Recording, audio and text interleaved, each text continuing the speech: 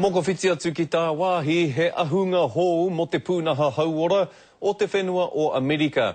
Koera te ia o ngā whakamārama e pāna ki te pire a Barack Obama e whiwhi ini hua i te nuinga o ngā tāngata o Amerika hei tiaki i o rātou hauora. Kaia Irena Smith tēnei pūrongo. He whawhai mo tōna mana.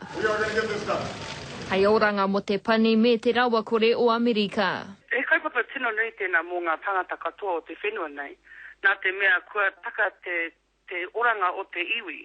Mo tēnei pire, ka taia e rātou te piki hauora ki runga i a rātou anō. He tau patu nui i roto i te whare pāremata i Washington i te rānei. Sū māroana ngā taha e rua mo te tika me te he o tēnei pire. Mr. Speaker, the House will be in order. Ki waho, he pērā no te iwi tautohe. Engari ki te tutuki ngā hiahia o Barack Obama i te rānei, neki atu i te 30 miriona ngā tāngata ka whai wāhi atu ki te inihua, hei tiaki i o rātou hauora. He kōkiritanga hei whakamātau i te tū a te prehitini.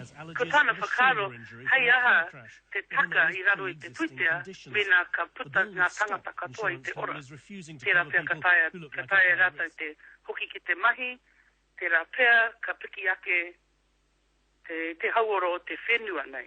Mai tōna kuhunga hei prehitini i ka hatau tokohia ia e te iwi Māori. Engari anō mō te iwi kaikiri o Amerika.